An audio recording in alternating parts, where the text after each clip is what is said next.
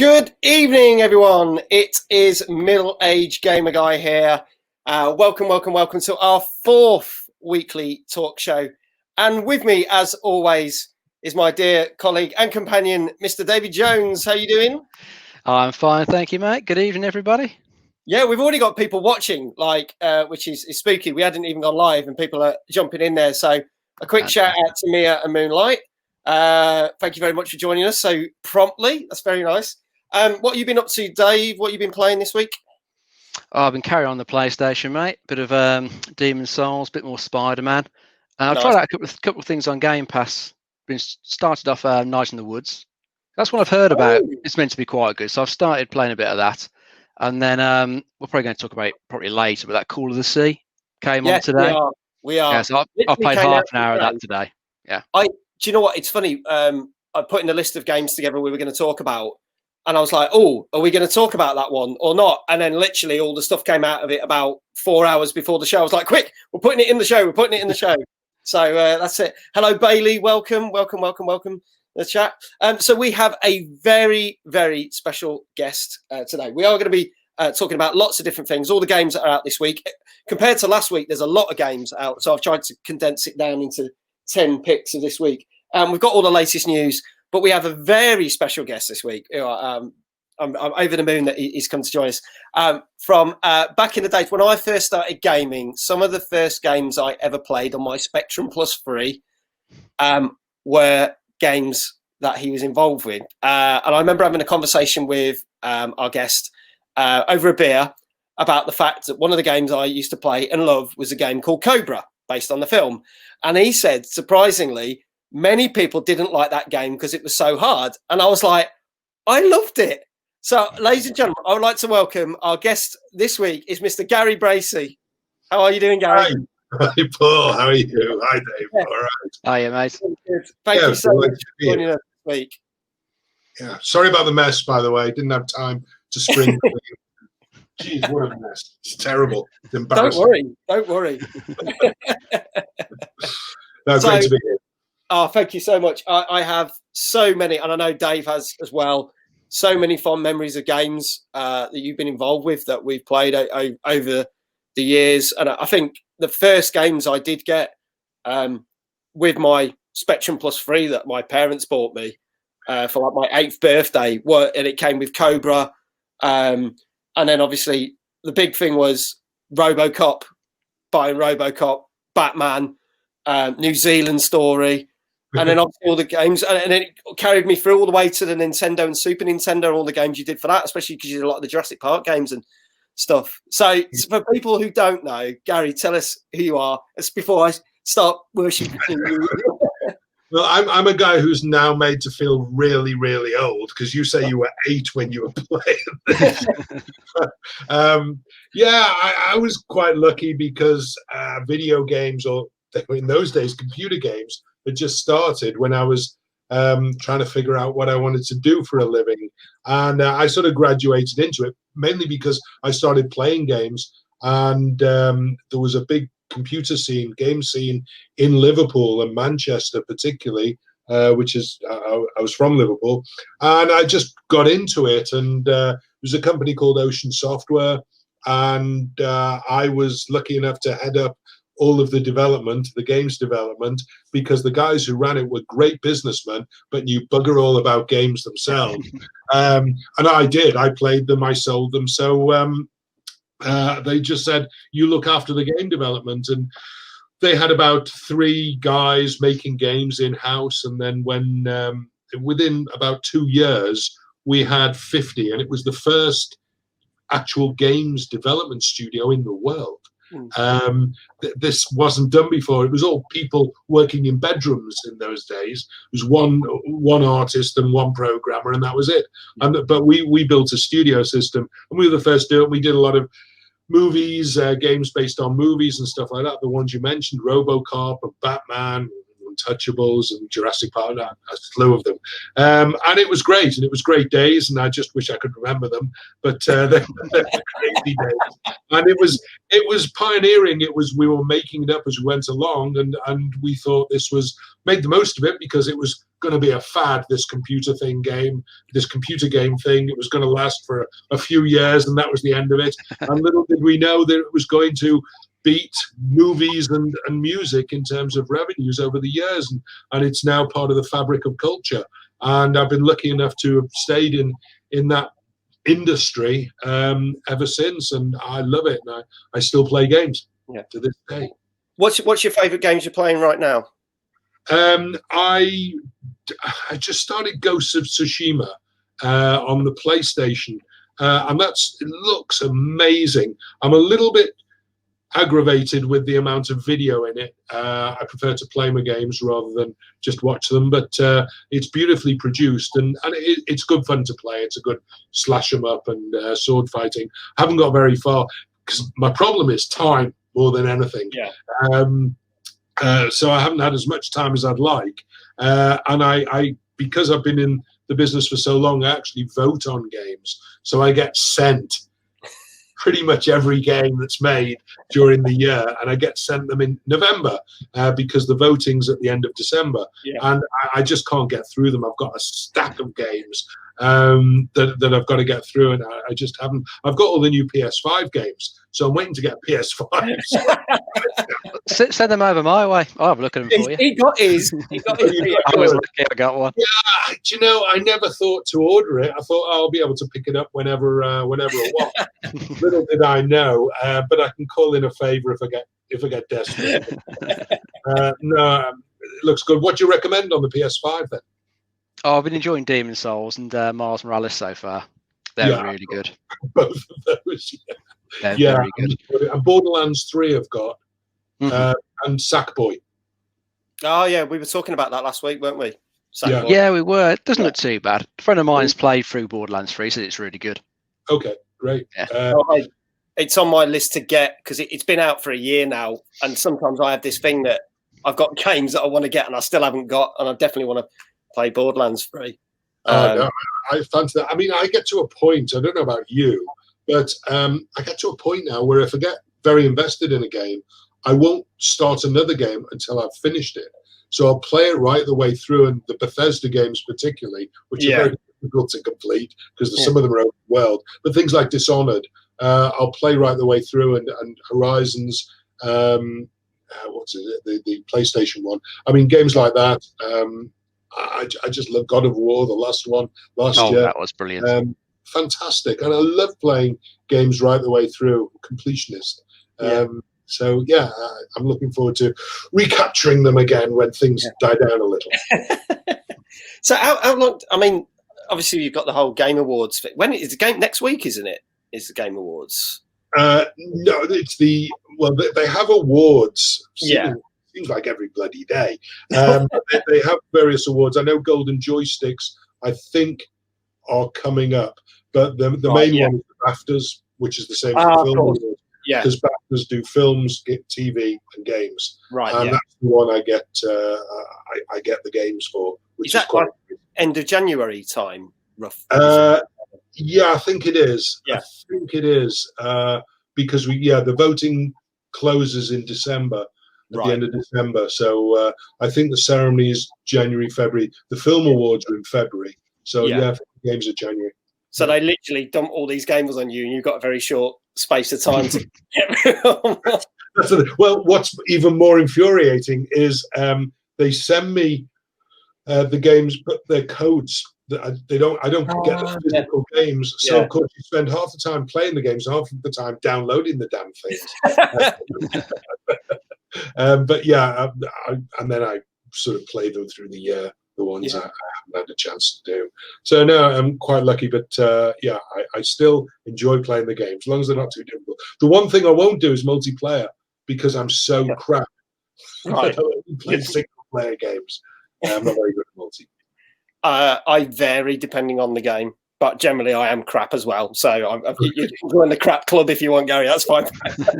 Sure, I'm with you on that.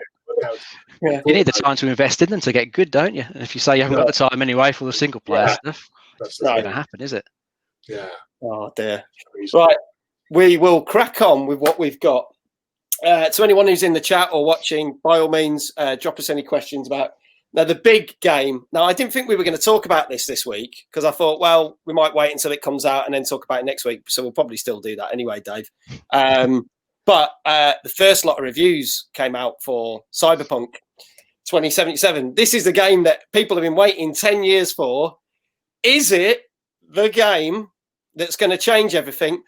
Or is it all going to be a bit hype? We are going to play the trailer for Cyberpunk 2077, and then we'll have a discussion about a few of the things that have been noticed, the whole thing about what you could review and what you couldn't. And there's been a few embargoes and things. We'll go into a bit more detail after the trailer. So I'll get the trailer up for us.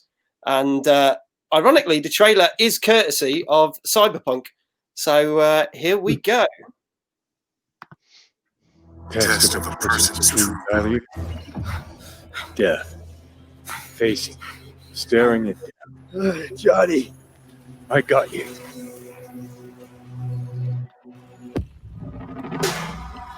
Pressure's tanking. It's neurogenic shock. He's dying. V, you in there? My head. So what now? Now, you find out what it is you need to do. A thing of beauty, I know. You've never backed down from anything in your life, even when you maybe should have. You go through Night City knowing a stray bullet could end you while hailing a cab. But that's never stopped you from taking action. You believe you cheated death. It is death that has cheated you. If you gotta kill, kill. If you gotta burn it all to the ground, then let it burn. Gentlemen, I'm a ground asshole. Out of my house! No! Will never fade away. What you did to me, I know.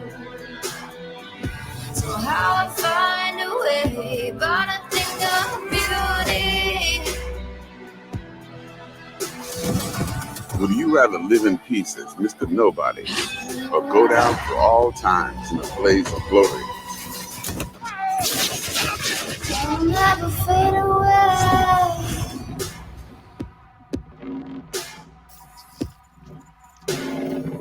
Will never fade away. So there you go. That is Cyberpunk. Never heard of it. 2077. Out this week, is it, you say? Snuck out of nowhere. Funny enough, it is actually coming out on Thursday, believe it or not. Unless they're going to wait until tomorrow and go, we're postponing it for a couple more Well, months. maybe they meant 10th December 2021. Typo all along. It was originally, was it April this year it was supposed to be out? I think you might be right. Then it got pushed to September, didn't it? Then pushed again. And it got pushed back. But it is finally coming out. They've said it's out. And I know because people have started reviewing it. We will talk about the reviews and things and the good things and the bad. But first impressions is, Dave, is this the game that you've been waiting for the last 10 years? Or are you not that fussed about it? Well, hard to say until I've actually played it. A couple more days, I'll give you a proper answer on that. It still looks really good. I mean, those trailers they put together just look fantastic, don't they? And just make you want to pick it up and play it. Will it live up to the hype? Does anything ever live up to the hype? These things get built up and built up. And people just expect almost too much from them, don't they? I think it'll be a really good game, but there's bound to be bits that happen. You think, oh, I was expecting something different there. I thought it was going to perhaps play slightly differently or give me more options. I don't know. We'll have to wait and see. I think it'll be good, but I think it'll be a bit disappointment. Again, I'll wait a little bit before I go into all the ins and outs of what people have said about it. Gary, is this something that's tantalising your taste buds, or do you think this could be? Yeah, I don't know. I get sort of used to disappointment these days. I mean, I was so looking forward to Last of Us 2, and I got it on the first day, in the day of release, and I played it through halfway, and then I stopped halfway because I got so aggravated about the twist, which I'm not going to ruin if you don't know about it. But it really, really annoyed me. And so sometimes I worry that they allow a bit of pretentiousness to get in the way of gameplay and emotional investment. And I think these days, you know, they're really good at getting you to get into a game emotionally, which enhances your enjoyment of it. So that obviously has a lot of narrative going for it, and hopefully it'll work and draw you in. And the gameplay needs to be polished, but the CD Projekt are pretty good. I mean, the Witcher games have always been great. So they've got the play balance pretty good. And drawing upon their experience, it's got all the hallmarks of what could make a great game. But like you, I've seen some of the reviews, and that makes me a little bit suspicious. We're not going to say anything about the reviews yet. I am going to hold off on bits and pieces. And I'm sure then Dave and me will talk about the game next week once we finally get our hands on it. For my personal thing, it wasn't something, when they announced it at E3 a couple of years back, it wasn't something that really grabbed my attention. I just thought, okay, looks like another Deus Ex game or something like that. It wasn't until, and I think this is where I got caught up in the hype, where, was it last year? This is, well, because of everything, I've lost the track of it, but was it last year they brought Keanu Reeves out on stage? Last year. It was last year. It wasn't this year because they didn't have the E3. Yeah, that's right. It must have been last year. They brought it. So stupidly, I kind of went, "Oh, Keanu Reeves is in it. This is now interesting to me." Which normally, when they name a name person in it, it doesn't really bother me. But this got me more intrigued. But it's really bizarre. I didn't order a copy until literally only a couple of months ago or a couple of weeks ago. I know people have been waiting for this since the start of the year. And I'm not as fussed about this as some other games that I've been waiting for them to arrive on the doorstep. But I'm hoping that if my expectations are low, I'm probably going to really enjoy it. But I think if I'm that caught up in the hype, I may possibly be disappointed with it. So it'd be interesting to see, what we think of it. And we'll talk a bit more about all the other bits and pieces. But we'll swiftly move on. I mean, Mia said in the comments, going from that trailer, and that is the actual release trailer. So that was a new trailer that they've put out in the last couple of days. That's the sort of game that she would like to play. We're going to move on to something very, very different, which is a game that came out a couple of days ago. This is an Xbox and PC only game. Obviously, Cyberpunk is on pretty much all major formats, I think, except Switch. Have I got that right? You can get it on Stadia. Yeah, that's right. Stadia. Yeah. So they're getting all that. But this game is purely for Xbox and PC. This is very much in the vein of some of the other games that have been very popular recently. And we'll talk about what it looks like and what it may be very similar to when I play the trailer for Twin Mirror. Here we go. Look, you've been helping me for a long time. Even today, without you, I would still be lost in my own head. I'll take the compliment. But the two halves of your world, they don't mix. There's Sam, the well-adjusted human. Thank you so much. And there's Sam, the depressed, truth-obsessed misanthrope. I'll tell you what the truth is. To be happy, sometimes you need to focus on people. Thank you, Sam. And not things. They're facts, not things, and they should matter to everyone. Objective reality is a subjective myth. Why does it have to be so complicated out there? Don't touch me! But you're still here. Still trying. You just have to care more about the people around you. You always make it sound like you care, but all you want is to change me. You adapted to other people. Wasn't it nice to feel accepted? Stop pretending you're someone else. Or keep looking for a truth that may not exist and leave everyone else behind.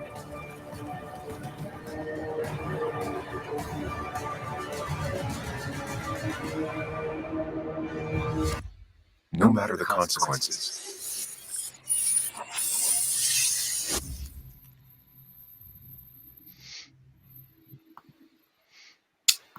So there you go. That is Twin Mirror. You may notice some similarities to the most recent game that came out a couple of months called Tell Me Why, which was an Xbox exclusive. And obviously, Life is Strange, the two Life is Strange games. I believe there's some people that are involved with this game as well. So it's kind of made by some of the same people. First impressions on the trailer this came out? Dave, do you want to go first on this one? Yeah, it looks okay in the trailer. Looks like it's got an interesting mystery to solve, like the small town. Don't know whether I ever get around to playing it. I know, is it up on Game Pass? Is that right? Yeah, it literally hit Game Pass, a couple of days ago, like 3 days ago. Yeah, it might be one to look at if I've ever got some time. With Cyberpunk coming out, that would take all my free time, but maybe. I don't think it's had particularly great reviews from what I've seen. We'll not as good as some of their previous ones. But No. I did like Life is Strange that that Don't Nod did. That was really good. So I might still give it a look. Yeah. It's to put a bit of background on it, it's a sort of a detective whodunit kind of thing, but you have two personas and personalities, hence the twin mirror thing. And you have this other version of you constantly talking to you who can be like the heaven or hell, devil or God on your shoulders talking to you. And then you can kind of reenact mystery things in like your mind palace and walk around. So Gary, does this sound something that would be of interest to you? Well, the very fact that you had to explain what you had to do in the game means that the trailer was pretty ineffective. I thought it looked a bit dated. It reminded me a bit of Heavy Rain from first impressions. But I thought it looked a bit dated. And if you're going to have a narrative-heavy game, which obviously that is, the visuals need to be able to match it. And I thought they felt a little bit short, but it didn't give me any impression of gameplay, really. It was just FMV, and I'm really tired of FMV. Yeah. If I want to see a movie, I'll watch a movie. But if I want to play a game, I want a little bit more interesting meat on the trailer to draw me in and say, that's something I want to play. And there was nothing in that trailer that gave me that impression. This is a thing we've been discussing with all the other guests over the last couple of weeks, is that we're saying that some of the trailers literally don't show you anything or tell you anything. And that's technically the job of a trailer. It's not supposed to spoil stuff, but get you a feel for it.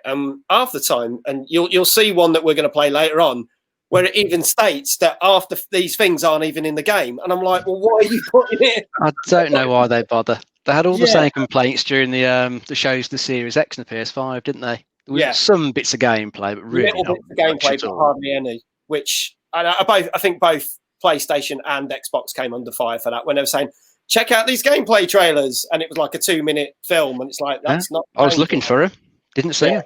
No, I mean, in fairness, sometimes when they preview something so early, there's not an awful lot of material to show, and that's fair enough. It's like a teaser. But if you're going to show a trailer a short amount of time before the actual release, then they've got plenty of actual in-game footage to show, so there's no excuse for not showing it. Especially when that's like, I get it if, again, they might do like a coming out in 6 months trailer. But when you get something like that, that's supposed to be a launch trailer, i.e. the game's finished, it's done, and you're still sitting there going, I don't get what that's about. It's interesting. We do this everywhere. I look, some of the games, we take some of the average reviews across the board. What do we think that Twin Mirror got out of 10 across the board from different gaming sites and places for that sort of title? I'd say 6. Okay, I was going to say 6 myself, mate. Okay, you just copy it. You just copy it. I'll go first next time, then I won't be copying. I've got the answer, but I'll say 6 as well. But it wasn't. It was a 5. It was a 5 out of 10 across the board. Really? It's interesting. There was the game a couple of months ago called Tell Me Why, which was very similar. I've played half of that. I actually got bored of it. And that one's only 3 parts. So I got to like halfway through the second part and I thought I can't be bothered. And that got very average reviews as well. So I think unless you've got something like, as you say, Life is Strange, which has got a very good narrative that draws you in, I don't think the market for these games is that great at the moment, to be honest. The problem is that these games cost so much to develop and they're really expensive to buy as a result. You know, 50. Well, the PS5 games are what, 70 quid now. And so they really do need to be excellent to justify that sort of outlay. And you know, the trailers at least should be a little bit more enticing as well. I agree. Okay, we're going to move on to our first news story. And surprise, surprise, as we said that this show is pretty much, we were talking about things to do with Cyberpunk. Let's talk more about Cyberpunk, as if we haven't spent enough time on it in the show. So I want to talk about all the reviews, how the review process happened. And this is another reason why I'm a bit like about this game. So game reviews came out literally about 24, 48 hours ago. However, most of the people that got their advanced copies, they were only allowed to review it on the PC version. Nobody has been allowed to review it on PlayStation or Xbox, which is interesting.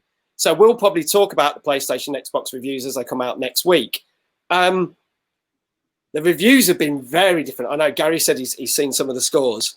So it's been everything from 9 out of 10s to as low as 6 out of 10s. And there's been reported numerous bugs in the game. Some which some people have said it didn't ruin the experience. They'll fix it with a patch, and we'll talk about the patch things in a bit.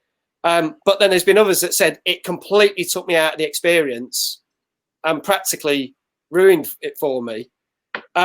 There's the talk of the fact that the actual main campaign for such a large game is classed as only 20 hours long, which is for these kind of games is not very long at all. Yeah. They have said that, well, obviously with all the content and side missions, that does bulk it up to 40. And the fact that depending on what you do and the which path you take, you can get different endings. And I've seen some of the reviewers saying they've played it more than 6 times and had 6 different endings, which is interesting. And how the conversations with people have differentiated. So if he said to one person in the game a certain thing like, no, I don't want you to help, their attitude to him throughout that game compared to another playthrough was completely different, and the outcome of what happened to that character. So there's been some very interesting things, but I think the big thing is they've had long enough to try and get the bugs sorted out, and there's that many bugs. It's, a bit of a worry. So let's start there. Why do we think they've not allowed anyone else to review it on any other platforms? For me, that's a worry. I'll go to Gary first on this. Yeah, I mean, sometimes they put an embargo on reviews, and because they don't want spoilers, which is fine. But I always worry when they put an embargo on reviews, because it does suggest that they don't want reviews to come out in time and put people off or cancel their pre-orders or whatever it is. I don't know. It's a bit odd that it says that they couldn't play it on the console. That would worry the hell out of me. Yeah. There must be some serious bugs there, and maybe there are gameplay issues. I don't know. But I would certainly wait now and make sure and wait for those reviews you were talking about, the Xbox and PS4 reviews, to check that the experience is okay before laying out, the 50, 60 quid that most people do. It does strike me that they've had a deadline. They've done a marketing push. It's got to come out for Christmas. Yeah. And so they've launched it. I mean, we were guilty of that several times. You've got a Christmas deadline. It's the big season. And it sounds as though they've been driven by the release date rather than getting the game right. But I don't know. But that's what it suggests, perhaps. Yeah. It was interesting to see that the people that did get to review it and did it on the PC, when they did their reviews on some major YouTube channels, they weren't allowed to use any footage except what was given to them, which that also rings alarms bells. Yeah. But apparently after Thursday, they are allowed to show that. But it's out then, isn't it? Yeah. You can't cancel. They're trying to show it in the best light, aren't they? What do you think, Dave? What do you think? Well, I think it's going to be a good game. It's a shame it's got so many bugs in it. I mean, you do kind of expect to see some bugs in these like big open world games, don't you? It's all inevitable, but it does sound like there's a few too many. especially when it comes to like animation glitches. Like one of the reviews I was reading earlier, I think someone was saying during the finale, they just kept seeing glitch after glitch after glitch through the whole like final section of the game, which is it's disappointing. Yeah, I mean, they've all been playing obviously without this day one patch that's coming out on Thursday, which apparently should fix a lot of things. Whether it will fix everything, I have to wait and see. But it could be one of those games. Give it 6 months, and it will be fine. There won't be any like major bugs left in it. So I think if we go back to The Witcher 3, I think that had some issues when it came out as well. Obviously, they spent the time patching that up, and it's really good. Although it does beg the question, sorry, Dave, but just a thought. No worries. You mentioned, Paul, that someone had played it 6 times to get the different endings. When did they start playing? Because if you can play a game 6 times in a week, 2 weeks, that suggests the play time isn't that long. Yeah, well, they said it was. This is one of the biggest criticisms: is the main campaign is quite short, and they're saying 20 hours. But I'm guessing once you played it through once, you would probably breeze through it a lot quicker. Yeah, you'll know what's coming up. Yeah, whether 20 hours is too short or too long, it's one of those subjective things, isn't it? Some people find like 100 odd hours in Assassin's Creed Odyssey is great. I didn't. It went on far too blinking long. In about 24 hours, I had enough. I wasn't going to do any more. So this one might be fine for me. Other people might think, they're way too quick. But it depends on the story they're telling as well, doesn't it? The story might be great in 20 hours. It would just get dragged out for any longer. Lots of padding. Because that's the other issue with a lot of games is sometimes I don't seem to know when to stop, and it does get dragged out. We've seen this with a lot of open world games. The couple of things, we'll talk about the patches and stuff in a minute, but one of the big things that I do think, and I'm not trying to totally bash the game because we haven't played it, so we don't know, so I'm not making a judgment on it, but CD Projekt Red have got a very good reputation for getting stuff done and adding stuff and fixing stuff. So I would have thought whatever bugs have come out, obviously there's going to be a day, we already know there's going to be a day one patch to sort that out. I would have thought that further down the line, this is something where they are going to add more stuff to and possibly extra DLC and more storylines and story threads. Possibly that's their long-term plan. So this could, as you say, 6 months down the line, if you haven't picked a copy of that, you might have the best version of that game. We might all have been better off waiting for the Game of the Year version next December. Yeah. Well, I wonder if one of the reasons they got so many bugs is because they've had to develop it for so many systems. Because you've got PC, you've got the versions of the old generation of consoles, of which we've never seen it running on the base versions, have we? No. And then you've got the new consoles, Stadia as well. Why waste your time on Stadia? Who uses that? Could have scrapped that one off. It's like, no, I don't know anyone who uses Stadia, bless them. They're trying. No. Not the purists. Not for the purists. No, definitely not. All right. Yes. So the last thing about this is the patches. So interestingly enough, we know there's a day one patch coming, but there's also been a day 0 patch, which was talked about. So after people had reviewed it, there was already a 43 gig patch to sort some of the issues that came out over the 48 hours. But apparently there's going to be another day one patch on day release. So they said you could expect about 83 gigs or 86 gigs worth of patches when you put the game in. So you could be sitting around for a while. So if you're getting your game on the Thursday and you've got slow broadband, expect to be playing it a week on Thursday. We got dial up. Yeah. No, that's not right. It's just, I remember complaining about 3 gig patches and it was taking a while. Okay, broadband's faster now, but I don't know, that doesn't seem right, There's some games that are. I get that some games can be like we heard, like the new Call of Duty is like something crazy, like 100 gig or whatever. It's a big size, and if you get like an addition to it, you'd expect like, okay, so that's going to be a fair few gig. But just some patches to be somewhere between 40 and 80 gig is.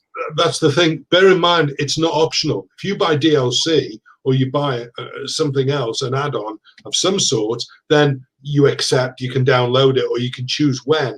But when it's a patch, you're obligated. You have to download it, and so your machine's stuck for a few hours. Yeah. The only one that me and Dave are big fans of Sea of Thieves. We stream it on this channel. The only thing that I have seen is because normally, obviously, the patches get added and other stuff, and it just makes the game bigger and bigger and bigger. They last year did do something where the game was getting so big it was getting ridiculous, but they found a way to condense the game down. So actually your game size got smaller, but it was still the same game with all the stuff. Now, obviously, over years gone by and they've added more stuff on, but it was good because there was always that worry that your hard drive's going to disappear. And you go, what games you got on your console? Well, I've got one game. Build the hard drive, yeah. It's like, hey, one game. So, yeah, there you go. So we'll see. We'll see. Dave and me will get our hands on it. We'll see what the other reviews come out, and we'll see whether Dave and me are still downloading it when we're on this talk show this time next week. We could be, couldn't we? I was just looking at a comment from Hailstorm 1993 in there.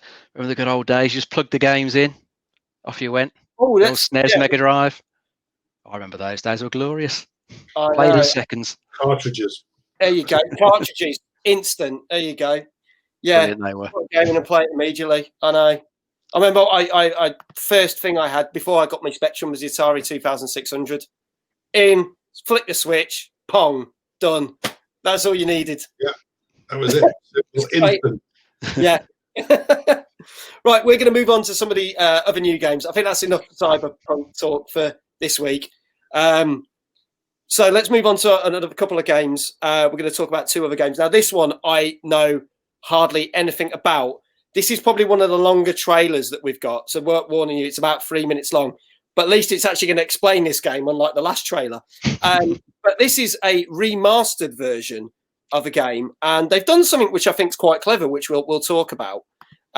So this is a game called Dragon Quest XI-S.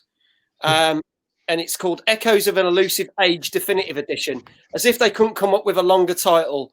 So here we go. Let's play the trailer and see what we think. Ladies and gentlemen, the people's favorite, Dragon Quest XI S, at an all-new affordable price. When you ask, December 4th. And that's not all. It'll be taking on challengers from all platforms. Yes, the mark of light. Then there is no doubt. You're the reincarnation of the Luminary. Know this. The Luminary is the root of all evil and will bring naught but misery to our realm. Bold Luminary, Yggdrasil's chosen. I believe in you. I believe in the Luminary. Our hero has the whole world in his grasp at last. Dragon Quest XI-S can be enjoyed in both 2 and 3 dimensions. Choose a mode to suit your mood. Realistic, dramatic 3D visuals, or the old-school charm of 2D sprites. You'll also be able to choose between English and Japanese voices. I'm just yanking your chain. And you can enjoy all new story episodes that allow you to learn more about your faithful companions. I'm supposed to stand beside him. We all are. Opportunities to travel back into the history of the Dragon Quest series, and a whole host of other exciting features. It's the most complete Dragon Quest XI package yet. You go back there and you save her, you hear? Save us all. Let's get this sword made and the world saved. I never thought I'd finally meet you in a place like this. It's funny how things work out. This adventure isn't over yet. Onward to Yggdrasil! You have rather an important task to be getting on with. Go, save the world. Do not lose heart. Do not look back. Remember, you're the Luminary. We believe in you. Embark on a journey to save the world and discover your destiny. New platforms, a new price, and an all-new adventuring experience. Dragon Quest XI's Echoes of an Elusive Age. Coming December 4th, 2020. So there you go. That is Dragon Quest XI's. I'm not going to read out the whole name of it. It'll take me another year to go through it. I know nothing about this game. Apparently, it came out originally about 20 years ago, and obviously like an RPG style game. But I think what's clever is they've obviously remade it, made it look snazzy. It's coming out on that video was courtesy of the Xbox channel, but it's come out on all platforms: Switch, PC, PlayStation, etc. But what they've done, they've also bundled the original version with it, and you can literally switch between the two instantly, which I've never seen. So rather than playing it once at the old style and then once in the new style, you can go, oh, let's go back to the 8-bit graphics, which I think is really, really clever. What do you think? I think just to let you know a bit of history, but Dragon Quest is probably the best-selling series outside maybe of Mario and Zelda in Japan, right? It is absolutely massive. It predated Final Fantasy. They started the series with the original Nintendo Famicom NES 8-bit system, and it's huge, absolutely huge. I've never played one in my life, and I think it only recently started catching on in the West over the past couple of episodes. But it's a big game, and I do like the humor in the ads in the trailer that they made. That really helps sell it to someone like me who wouldn't normally be interested in something like that. Dave, sorry. Yeah, what do you want to think? What do you think? It's not one I think I'd ever get around to playing. The Dragon Quest stuff has completely gone past me over the years. It's one of those ones that's it's only come over recently, hasn't it? Yeah, we didn't really know much about it. We knew the Final Fantasies better, didn't we? I've played the odd one of those. Those are quite good, but I can't say that the visual style of it actually appealed to me either. Yeah. I quite like the way you could switch between the new and the old style graphics. That was quite cool, but it's not one that's going to appeal to me, I'm afraid. They are huge. With Cyberpunk. We weren't going to mention that game again. Slip it in every now and again. Sorry, Gary, you were going to say. I was just going to say, have a mashup between the two, Cyberpunk and Dragon Quest. Problem solved. Could try it. You never know. Could end up enjoying Dragon Quest more. Yeah. To see. Talking of mashups, we normally end the show. Not that we're ending the show right now, but we end the show with some funny little video. And I've probably found the best mashup video of two games that came out this year. I'm not going to spoil it. We're going to play that at the end. So if anyone's watching, stick around because I think it's the best thing, probably the best video we've played to end the show on. So just to tease. So there you go. So we get viewers from all over the world on this. We got one guy called Duran, who's from Slovakia, and his comment was, "I like the guy in white." So that's you, Gary. Thanks, Duran. I like you too. Right, moving on. Great place. Yeah. I've never been. I've got to watch. He sent me a video that I've got to watch about stuff, so I'm going to catch up with it. And I will promise I'll watch it, Joe, and I do promise I will watch it. So we're going to move on to something completely different style of tone now. This was a game that I only heard about a couple of weeks ago, but has been publicised more over the last couple of weeks.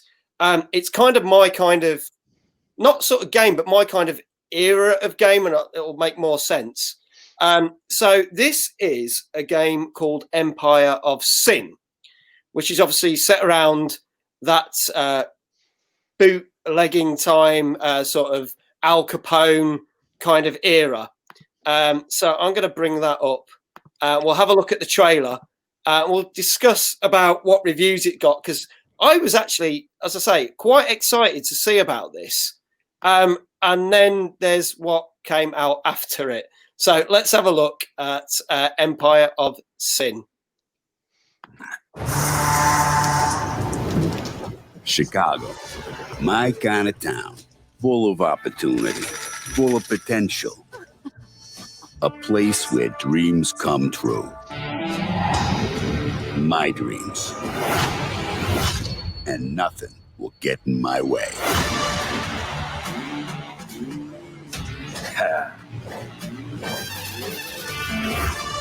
Right away. Ça va? I'm on it.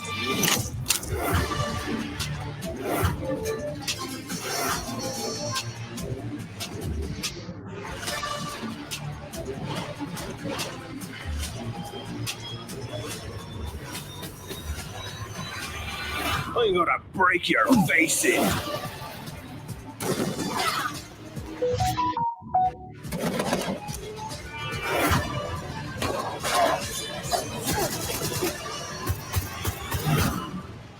Fucking hell. You'll fit right in Chicago.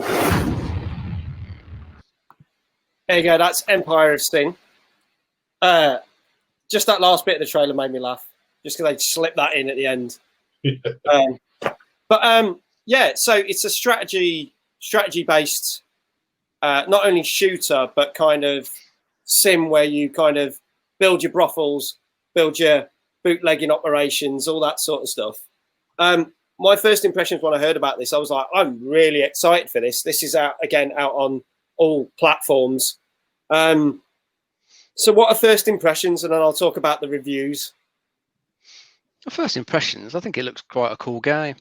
I always like that sort of gangster period for games. I played through the Mafia remake recently. Yeah. And I enjoyed that. It was really good. So getting to run your own bootlegging empire, never going to get to do that in real life. Too risky for starters. Yeah. So getting to do it in a game with some classic looking characters, might be good fun. I always fell in love, and again, we can tie this back to Gary. I always fell in love with that kind of era after watching the Untouchables film with Kevin Costner, which I think is a fantastic film. And then obviously Ocean did the game. And I think I have fond memories of being around your house, Dave, and playing it where you had the bit where you had to roll across the ground on the bridge and shoot the bottles. And that I remember that. Yeah. So it was a cracking game, wasn't it? Yeah. It was a good game. Yes. Yeah. No, I like the way you say, in this game you've got to run brothels, and there's a tie-in with Gary here. I appreciate that. How did you know? No, what's interesting is I saw at the beginning it's Romero Games, and that's done by John Romero's studio, which I think is based in Ireland these days. Okay. So I think it may have been developed in Ireland, which is quite interesting. But I think it looks good. I mean, it looks a bit of fun. If you like those sim type games, building, sort of half business, half strategy and all that, a bit of shooting, ticks all the boxes. One of those games that I imagine you've got to invest a lot of time in because there's no end to it, but can really hook you and keep you going for years. So on the face of it, looks great, but I know you're going to drop a bombshell or two in a minute. Yeah. So before I go into the bombshell, let's guess what the average scores across the board were. Gary, do you want to go first on this one? Only because of you've alluded to, I would say 4. Dave? I'll go for 5, mate. But in fairness, can I just say that if you hadn't have hinted at things, I would have said that was looking like a potential 8 or 9 even, with the depth and everything else. Yeah, I would have totally agreed with you on that because I thought, that looks fantastic until they put out the reviews and it got a 4 out of 10 across the board. Said, again, quite buggy.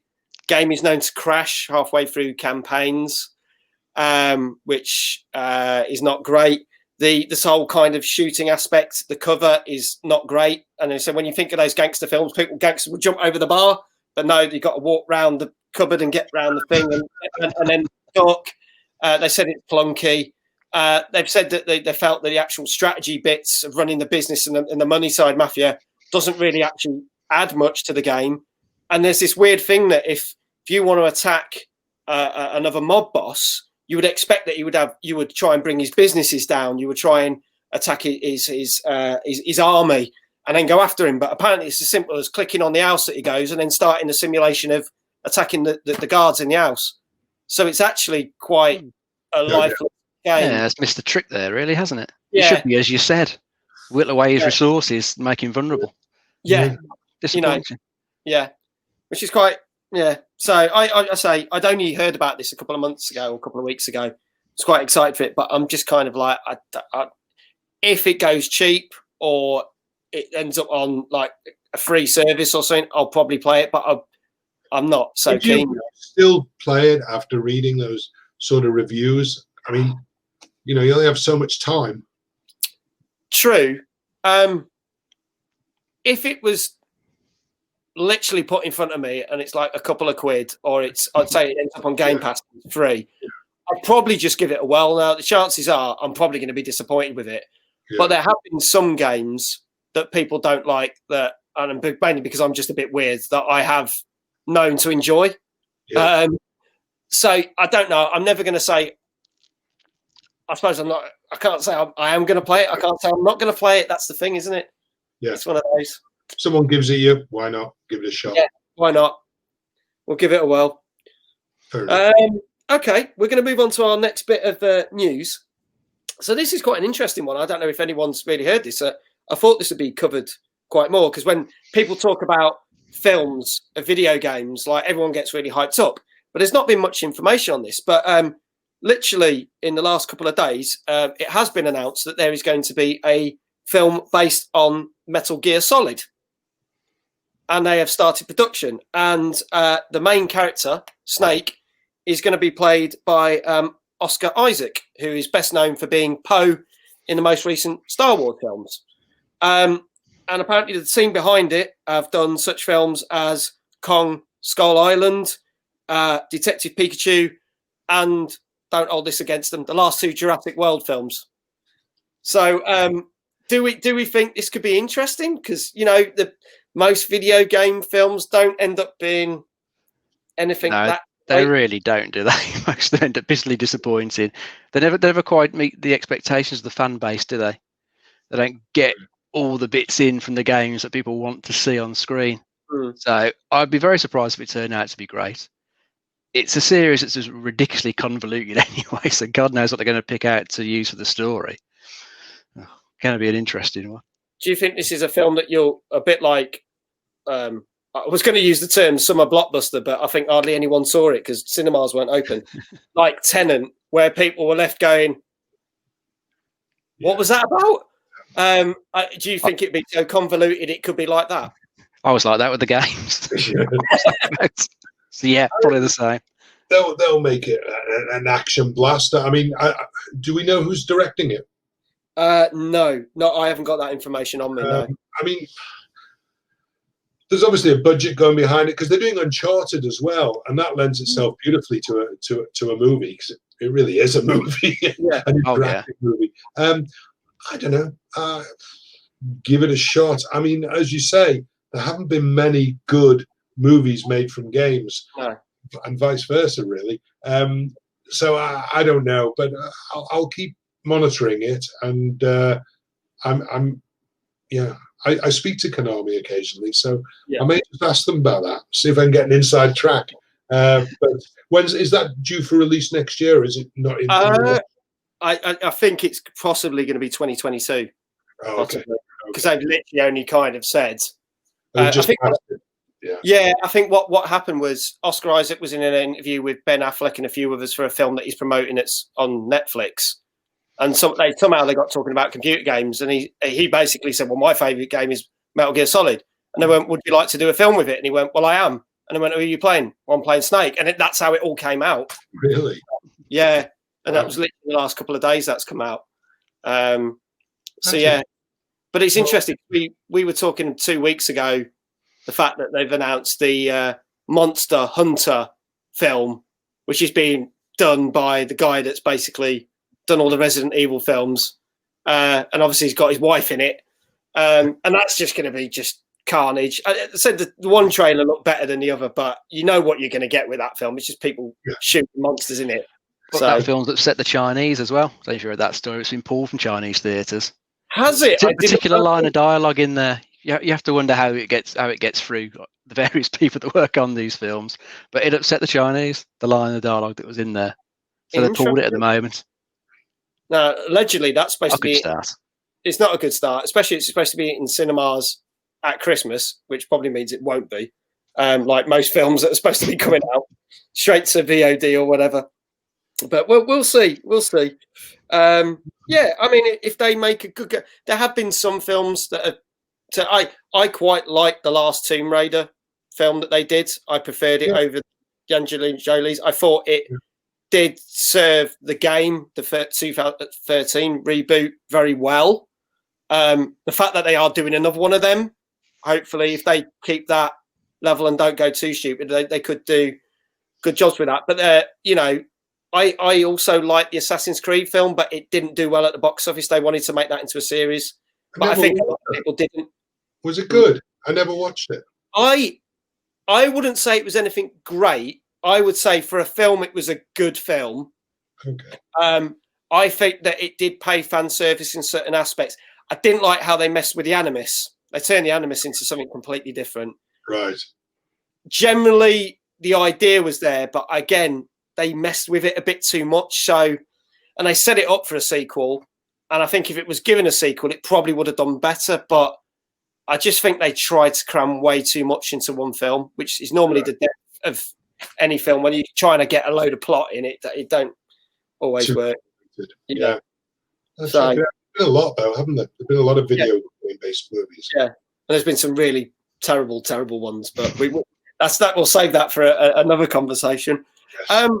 We will move on to some more games that have come out this week. Now, interestingly, we talked about a remaster game, and we said with our guest Paul Newton that it was a game that we'd never played, Remnant from the Ashes, and they've done a remastered version of that came out last week. Interestingly, the prequel came out this week. I'm going to play the trailer, and it's funny how I have a very different opinion of this compared to the one from last week. So let's have a look at this. This is Chronos Before the Ashes. Let's have a look at the trailer.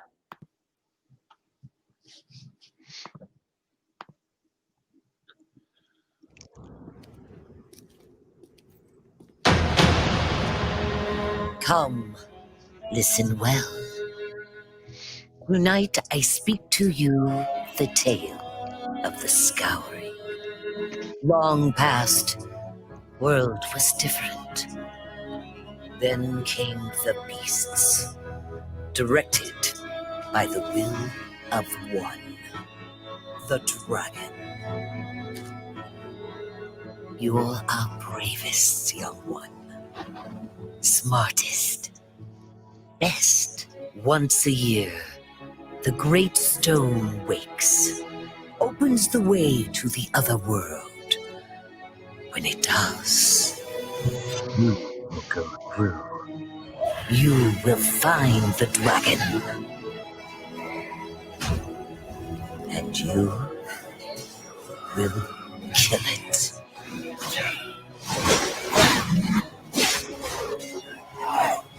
Chronos, Before the Ashes. So there we go. That's Chronos Before the Ashes. Obviously, we talked about Remnant from the Ashes remastered last week, and how none of us had played it. But actually, looking at it, we were like, I really want to give that game a go, because it looked like a mix of Dark Souls, but a bit of a shooter. This, on first impressions, is more of your Dark Souls, Demon Souls kind of style, because there doesn't seem to be any guns in it.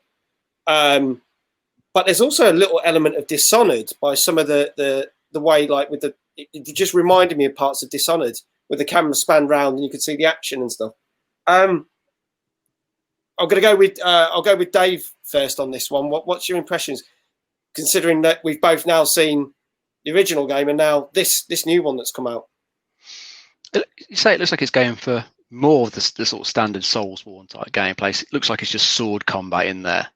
I did turn on that Remnant from the Ashes because I spotted it was on Game Pass. Yes. I only played about half an hour, so I had time for. But I quite enjoyed the little bit I played at the start. Not quite as smooth as any of the Soulsborne games, but a little bit more sort of clunky with its movement. It still seemed like a good game. It'd be interesting to know whether this one's also geared up for co-op as well, because that's the one difference with the Remnant one. I think it's up to 3-player co-op. And I believe as well the levels are procedurally generated in that one, so I'm wondering if they perhaps do the same in this. So we should give it a bit of longevity as well, because I suppose the only problem with the Demon Souls games is you play for levels, it's the same each time, same enemy placements over and over, you just get to learn them. Whereas perhaps with this one, if they're doing procedural generation like with Remnant, it'd be a bit different each time. What are your thoughts, Gary? I was surprised how violent it was for a cricket game.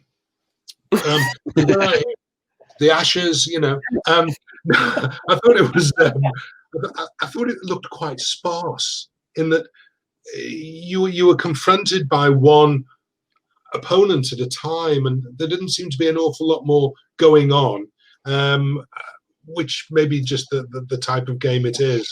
But it didn't look like anything different to me. I'd probably give it a go because it's the sort of game I like to play. But it didn't wow me, I must admit. I mean, Mia in the chat says that's the kind of sort of game that she would play. I weirdly, from watching the video that we played last week from Remnant, and that if I was going to pick one, I'm going to go for Remnant. That didn't really interest me. I'll be honest. I don't know why, considering it's part of the same group of games. So it's interesting to see how I've kind of gone totally opposite. Does it look very different to the other one? I think it does. I don't know. What do you think, Dave? I think the style of the characters looks similar. I'm not too sure about the world design. The characters I thought did look consistent between the two. So it's a different type of gameplay, wasn't it? If this one's just swords, the other one's got gunplay to it as well, which adds something different to it. Joran was asking that, does Gary ever do streaming, or is this the first time he's been on a streaming talk show? The last stream I was on, I was actually interviewing a guy called Nick Percival, who's a comic book artist. He does Judge Dredd and Judge Death and all that for 2000 AD. And I was interviewing him for a promotion we were doing. We were selling his artwork in digital format. So I've done quite a few interviews over the last few weeks. I was telling you before, Paul. But not normally. No, I don't stream. I'm far too boring. Yet you get to play nearly every game, and then you get to do all these amazing Q&As. You're not boring, Gary. I'm certainly not boring. It keeps me on my toes, that's for sure. Okay, we're going to move on to our next little trailer. This game certainly has intrigued me. Again, a game I knew nothing about until I heard it came out this week. But this is actually, again, a remastered edition. So I'm surprised it's never been on my radar before.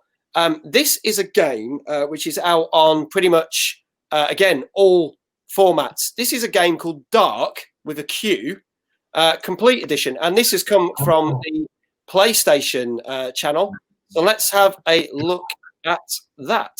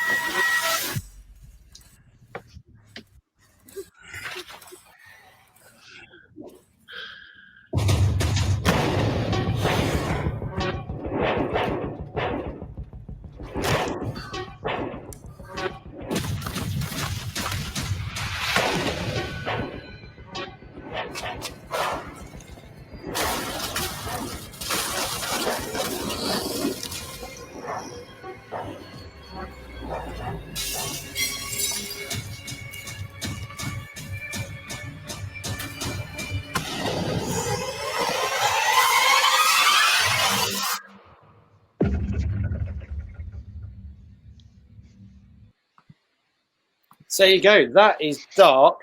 Complete Edition. Now, I've never heard of this. Have you guys heard of this game?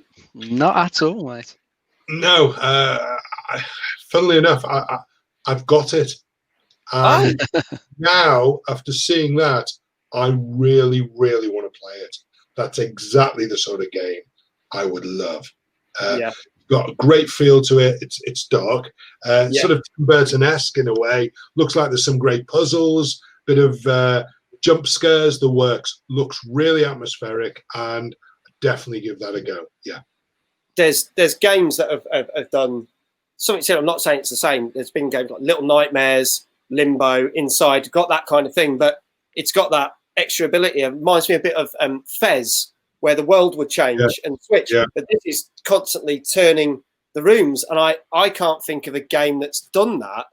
It seems like that has got me. I want to play that. I'm hooked on that. Dave, what are your thoughts? Yeah, actually, I quite fancy playing that myself now. So I don't know where that's come from. I must have missed that whenever it came out before on whatever platform. But no, I really like the look of that trailer. I do love those style of games, those nice sort of atmospheric side-scroller puzzlers, like Little Nightmares, which you mentioned Inside. Yeah. Absolutely love them. They're some of my favourite games. So I definitely want to have a look at this one.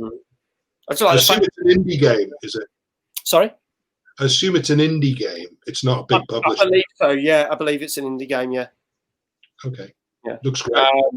So, I mean, we're going to talk about some indie games and stuff in a bit as well. Some other ones. But yeah, that's never crossed my path, and I'm really, really intrigued by that. Just the fact you could take your head off and roll your head around to solve the puzzles, I thought was quite amusing. In a grim way, but there you go. So that's Darq, ladies and gentlemen. Right, we'll move on to another news story. So quite a big thing that happened this week is Bioware. Basically, two of the big bosses have left Bioware. And they're in the middle of basically working on the new Dragon Age game. So there was a bit of a blind panic that the new Dragon Age game wasn't happening. But obviously EA, which is a big part of Bioware, turned around and said, no, production is still happening. We're still working on it. It's going to be fine. And they've basically brought in Blizzard to work on it. And they've basically said last year at the Game Awards, they first announced that they were doing it. And obviously the Game Awards are, I think, literally next week, we were saying earlier. And they're going to tease more of it next week. So do you think that that's kind of, to have two big bosses, we don't know the reasons for them leaving. But do you think that can have a major impact on a game? Or have we seen this happen before and it has? Or do you think just bringing in another team to take the project over is absolutely fine? It's more of an open discussion news story, this one. Yeah. And they did it with COD, didn't they? They did it with COD. They brought in, there was Infinity Ward did the original COD, and then they sort of alternated each year. And I've forgotten who the other one is now. Treyarch's one of them. Treyarch, that's it. So it is doable, and you don't lose, as long as you've got your production guy, your main production guy, running the show and delivering the vision to make it consistent. I mean, that was the hallmark of Nintendo's success. They had Miyamoto driving every tentpole release, and you've got to have that consistency. Once you lose that, it's very, very difficult to recapture. And you know, we were talking about Metal Gear Solid before. Once you lost Kojima, God, I can't even remember his name now. Then you know, Kojima. Sorry, Kojima. Let's hope he's not watching. Yeah, I've met him a few times as well. That's embarrassing. Then you know you sort of go in a different direction, and you can lose your loyal fan base. So I don't know, but it's doable as long as they keep true to the original. Okay, Dave, what do you think? Have you had experiences with games where people have dipped in and out? I can think of a few that have gone wrong, but I'm not going to mention it. But is there ones that you've been looking forward to and they go, oh, that's done some damage? I can't think of any that have done some damage. I can think of one where it did have a change partway through. It was Uncharted 4. Amy Hennig left Naughty Dog. and they brought in the good two guys to sort of run that. They ended up changing quite a lot, changing the story around a bit, switching levels up, dumping some stuff. Fortunately, it turned out great. Absolutely loved the game. So it can sometimes work in its favour. Absolutely. Awesome. We will move on to some more games. We were talking about this earlier. A trailer that is not actually made up of hardly any gameplay trailer. And weirdly, you think, well, why? So this does. I'm going to say this straight outright. I have got no interest in this game whatsoever. I don't think never have I been interested in any of these type of simulation games.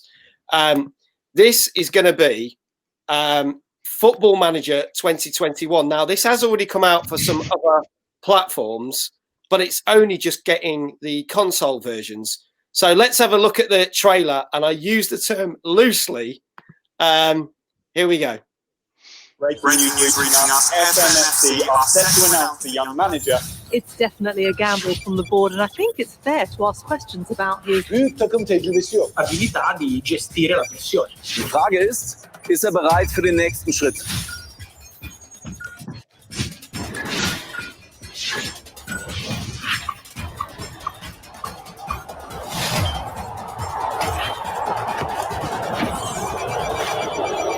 A difficult start. Ils étaient désespérés. A lot of work to do.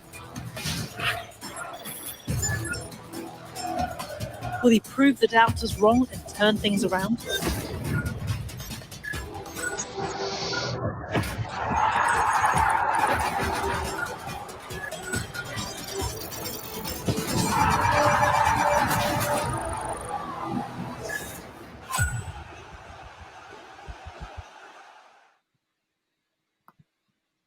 So there you go. That's Football Manager 2021. Now, obviously, that was a trailer from the PC version, but they brought it out for console. And weirdly, there was literally only a few screen grabs of what it actually looks like, because obviously it's a simulator. And then they've decided to chuck in a load of videos of random people to make it look possibly interesting. A football, I mean, one of the big names you think of when you talk about those games is obviously like Championship Manager, that's been around for donkey's years and sells very well. I'm not into that sort of stuff. Any of you guys into any of those types of games? No, not this. Especially not being football. Not interested in the slightest, I'm afraid. I do enjoy football. I'm not big into the management games, but the problem is they are visually dull as dishwater. I mean, they'd kill me if they heard me say this, but they're more databases than anything else. Yeah, that's what they are. You're playing with databases, so you're not going to be able to generate interesting, captivating footage. So what they're doing is it's twofold. They're letting their core fan base, the people who will buy it, whatever, know that it's an awareness campaign. Hey, it's coming out, so they know, and it's coming onto console, and then just trying to attract football fans to give it a shot, because there's no visuals in that game that are going to be appealing to a non-fan at all. You've got to be wanting to play a football management game or into it to consider purchasing it. So it's just an information trailer. Really, really tough to make a promotion for something like that. Yeah, really difficult. I'm going to move on to something, again, completely different. And I'm really excited for this one. We were talking about independent games. This is an independent game made by the team at CodeSync, who have recently also brought out a game called Cake Bash. I know, it's weird. If you think that's weird, you're going to see what this trailer's for.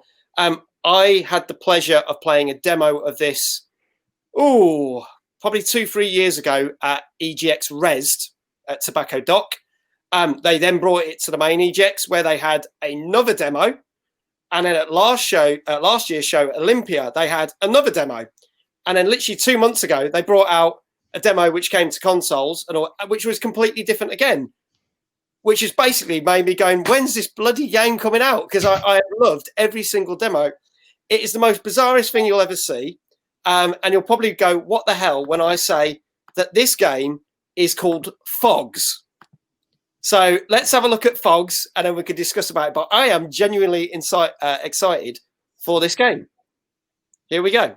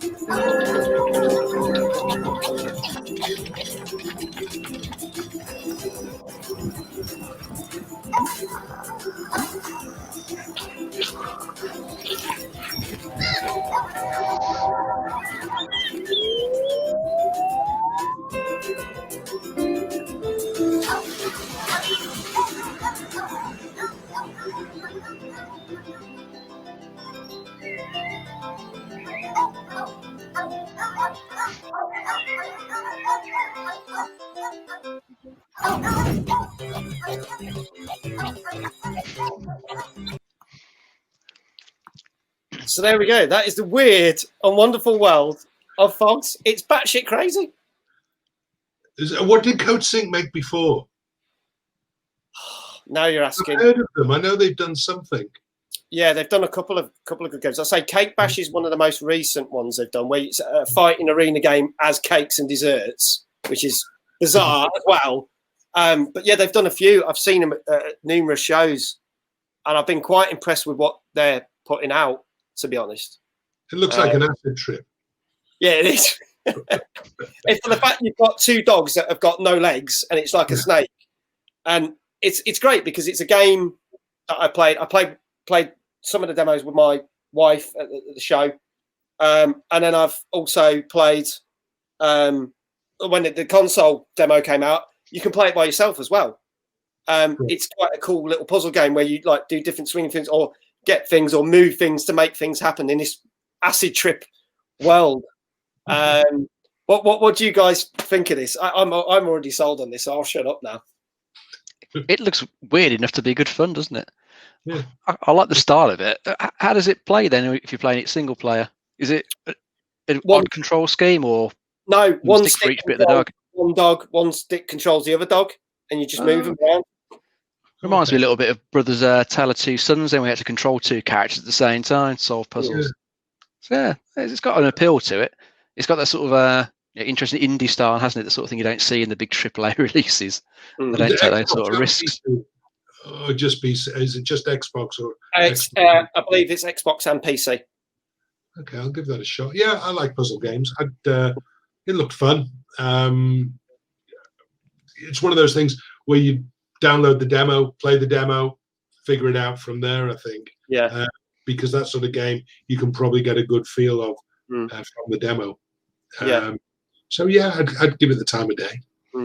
I think for me, the fact that sometimes you play a demo at a show, and then when they bring out the main demo for everyone else, it's the same thing. For this, I played 4 different demos, like 3 different shows, and one. That to me just says. Well, you've played it, so yeah.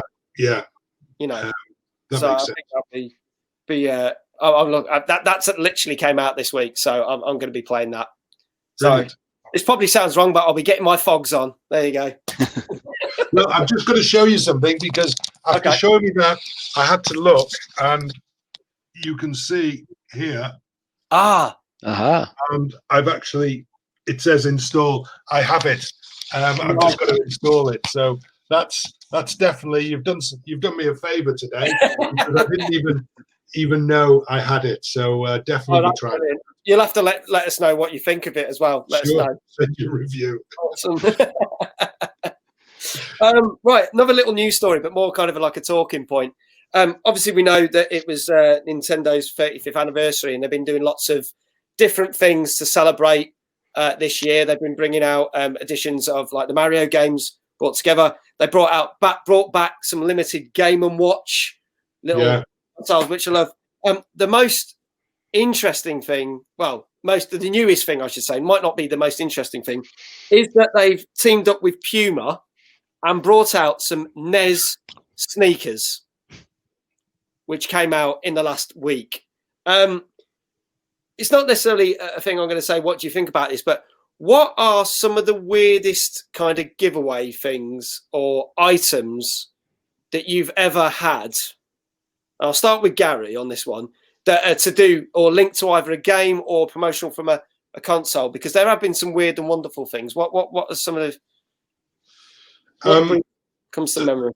Some of them have been really bad taste, and just going off on a tangent here, but I ran a company called Digimask, and what we did was we sent out X-rays of people, but of heads, but they were 3D heads as a promotion, and we gave them away. We sent them out to the press, and we had 2 complaints from people who were completely distraught because they were actually waiting for X-ray results. They got these things through the mail. So you got to be really, really sensitive and careful when you give away freebies. I think Nintendo used to give some remarkable. I had a stack of freebies from Nintendo back in the day.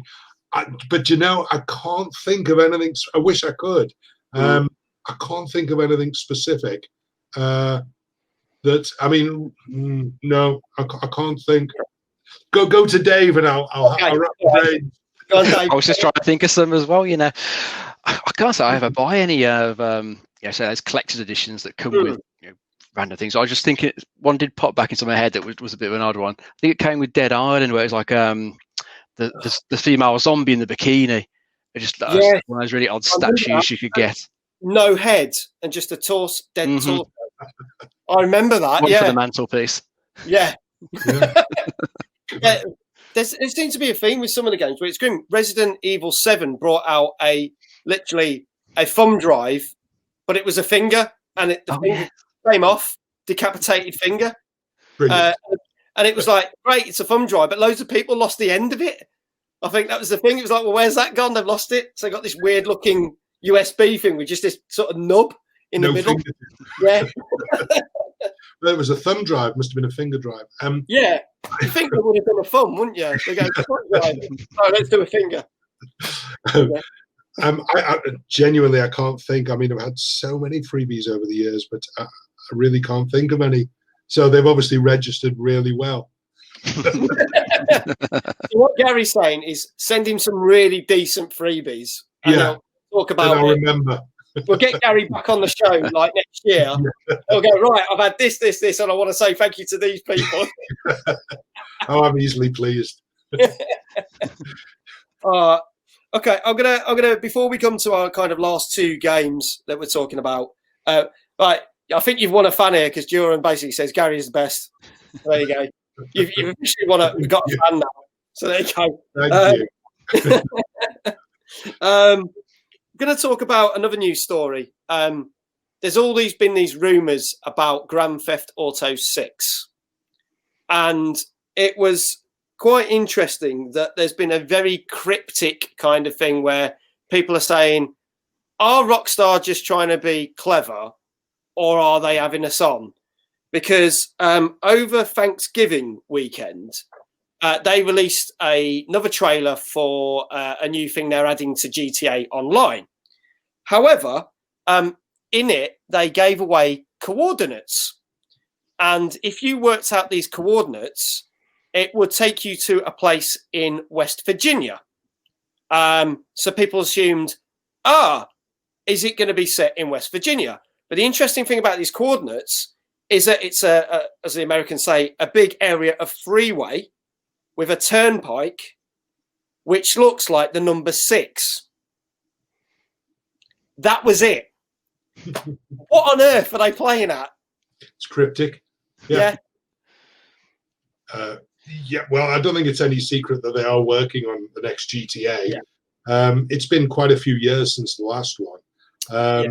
So I think it's reasonable. And I remember, I may be mistaken, but didn't the last one come out just after the launch of the PS4? And Yes, because you could get it on. Because I remember you could get it. You could still get it on the Xbox. You could get it on the Xbox 360 as well as get it on Xbox One. So just at the launch of the new generation, and I think they're doing the same again. Yeah, I think this is the thing. It's going to be 6 or 7 years old now. GTA 5, and it's still one of the biggest selling games of all time. Yeah, the online is still massive, isn't it? That's still the big money spinner. Yes. Yeah. And that's proof in the pudding that they've came up with something that's, I think in another 4 years' time, people are still going to be playing it. Of course. I wouldn't be surprised if they bring out new editions for the PS5 and the new Xbox of GTA 5. I would not be surprised. I don't know. I think what I think it was Sony, because when you've got a game like that everyone wants, it actually drives the sales of the hardware. And I know Sony aren't having any problems selling the PS5 at the moment because there's a supply problem. But, next year they'll want to keep that momentum and that impetus. And if they can announce, probably the same as Microsoft, that there is a new GTA coming out. And the good thing about Rockstar is that they make the announcement, then they bring it out. There's no sort of lead in of 3 years and next year. So it'll be interesting to see what they do this E3. And if it comes out, it'll probably be around this time next year. Yeah. I think they've just announced, Rockstar have just announced in this week that you can actually do Red Dead 2 online without having Red Dead now. They've made that a separate thing. So I guess they're going to put a lot of time and effort into that. But in the same time, they're working on GTA 6 in the background. And I think as Red Dead comes to, I don't think that's got, from personal experience, I don't think that's got as big a longevity as the GTA games. And I think they'll let that fade out. And then that's when they'll swoop in and go, right, now's the time to bring in GTA 6. I don't think they're mutually exclusive. They'll do both. I mean, they'll have different teams developing the different games. So one wouldn't interfere with the other. From a commercial perspective, I don't think there's any cannibalization. People will play both. But I'm pretty sure GTA is supposed to be coming out this year. But they are a law unto themselves, and they, unlike when we were talking again, sorry, I got to mention it, the Cyberpunk, but Rockstar, I mean, Sam Houser will not allow the game to be released until he believes it is perfect. Okay, it's not going to be bug-free, but there are not going to be any major bugs, and certainly the gameplay tweaks will already be there. So when you take delivery on day one, there may be patches, but there's not going to be anything critical that's going to mar the game. And so they are very much of the view it'll be ready when it's ready. They won't say, which is why they don't give you much of a lead time to promote it. They'll just say, right, we'll start promoting it when we know definitely it's going to be out on a certain date. And not many companies have the luxury of doing that. Do you think games, or let's put it this way, do we think what we've talked about, and I'm going to say it again, Cyberpunk could be a completely different story if they took that, CD Projekt Red had taken that, or we've seen, say, Assassin's Creed Valhalla that came out, got a couple of weeks ago, got great reviews, but again, buggy as hell the first week until they solved it. Do you think they should take a leaf out of Rockstar's book and go, no, when we are ready with it, it'll come out? Or do you think there's too much pressure now these days? It's difficult to say. I mean, I've been on that side of things. You've got commercial pressures. You've got marketing. I mean, Rockstar are quite an exception. If you like, there are very, very few game series where you can say it doesn't matter what time of the year it comes out, it will sell. And you got Mario, you got Zelda, you got GTA, you've got a handful, maybe Tomb Raider, you've got a handful of games that really, it doesn't matter. And yes, when that game's ready, I'll buy it, but I don't want it before it's ready. Whereas you've got your potentially new franchises like Cyberpunk, and they've got to really promote it and build up the hype, which is why we've been talking about it, because they've spent 2 years building up the hype to spot Cyberpunk, and then they've got to now release it. They've got to deliver. Otherwise, they lose credibility. They're damned if they do and they're damned if they don't. If they release it early and it's not ready, they're damned because there's a backlash. And if they release it late, there's a backlash. So it's very, very difficult. Not many companies are in the position that Rockstar are to be able to release when we're ready. Yeah. Yeah. Dave, will you be excited for a GTA 6? Oh, definitely, mate. I really enjoyed 5. I can't say I've really spent much time with the online side. I know it's massive with like a huge group of people, but I thoroughly enjoyed the single player on it. Thought it was a great, great story, great campaign, great characters. So I'm hoping for same with 6. If it comes out, it'd be nice if it's next year. I mean, as Gary says, if it's coming out to be cross-gen, maybe it could be next year. It'd be ace if it was. I'll be there day one, definitely. Yeah. Hopefully it'll be bug free, or Fingers as much as crossed. possible. As much as possible. Right, we're going to talk about our last 2 games of this evening. One, again, I don't know much about this game, but it has been receiving very positive reviews. Again, kind of an RPG element, but then there's other bits that you'll see from the trailer. This is a game, and this video is courtesy of the PlayStation channel again. This is a game called Haven. So let's have a look at this. Peggy 18. You? All right, let's talk about it. Fine. I was just gonna ask if you could switch off the light. Oh. This planet is our chance to start a new life with our own rules. We can decide whatever we want. If they learn we made our way here, they probably won't be happy. What does that mean for us? That means we're in deep blue. Arrest in progress. Started it. You stay away! Any other takers? How long do you think this is gonna last? Nothing is safe, Kay. That's what makes life so exciting. Do you think that failing to comply with an arrest is an aggravating charge? Yes. Good.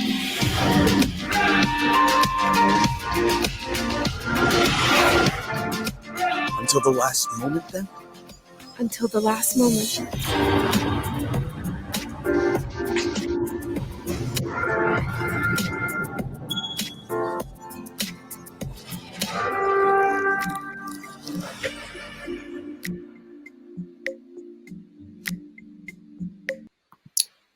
There we go. That's Haven.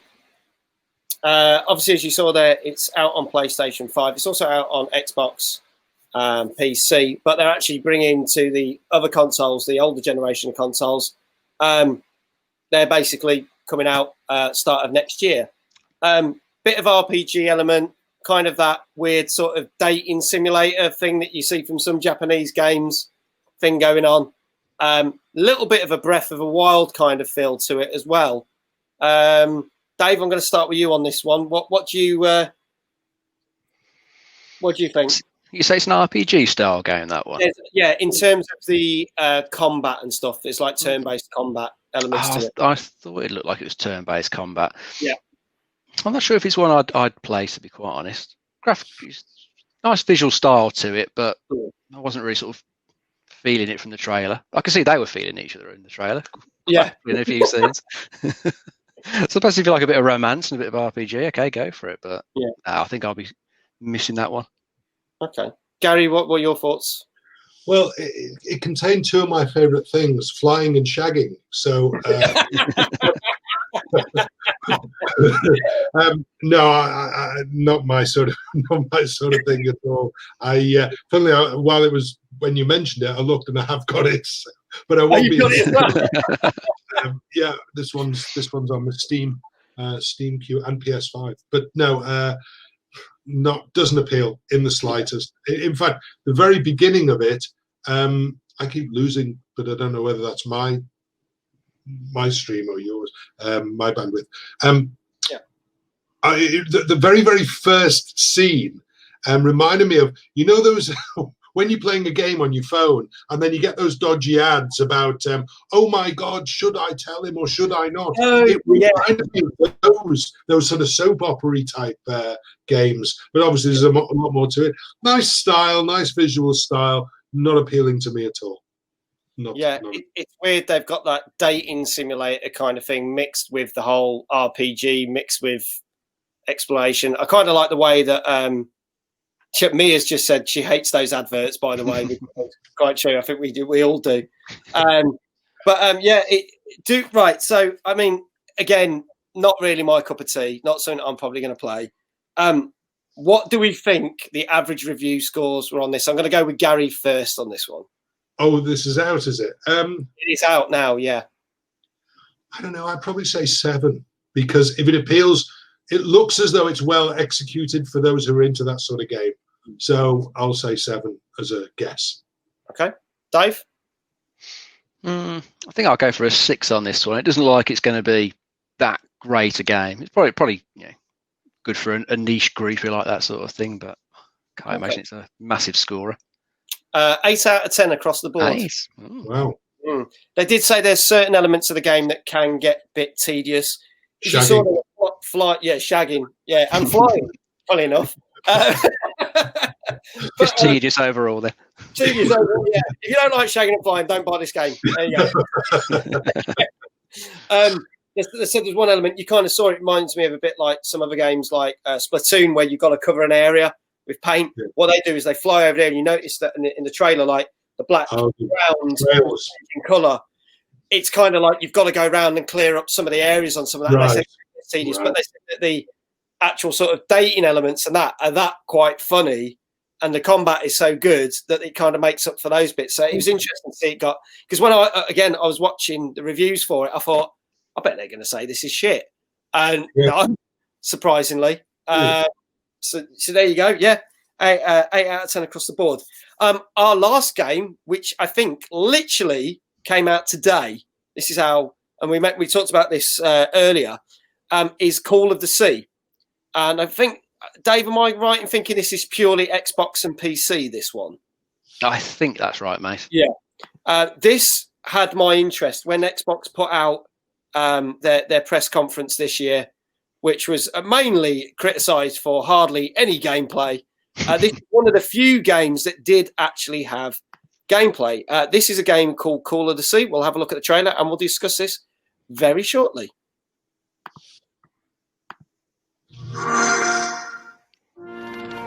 Dear Nora, I am writing these lines to you, even though I know you may never read them. My research led me to this island in the heart of the Pacific. But here, I only found more puzzling enigmas. Even so, I'm convinced that I'll find an answer for your illness in this place. I swear I'll be back home soon, my love. But you never returned. What happened, Harry? Your letters sent me to this idyllic, nameless island in the middle of nowhere. What did you find? Its shores speak to me in the whispers that carry on the reefs at night. I wonder if this alluring place riddled with mechanisms and contraptions is the same island that haunted me in my dreams. Or perhaps they were never dreams to begin with. Harry, my love, I swear I will find you.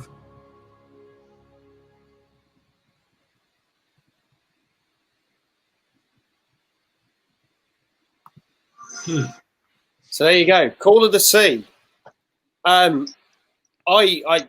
Again, this is a different trailer to the one they showed a couple of months ago. I think back in July when they announced the game. First impressions reminded me of that fantastic PC game Myst. It's very puzzle orientated. You go from one place, solve a puzzle, to move on to the next thing, to then figure out the mystery of what happened. I really like the look of this. Dave, you're quite hyped up about this. Let's come to you first, and I'll come to Gary.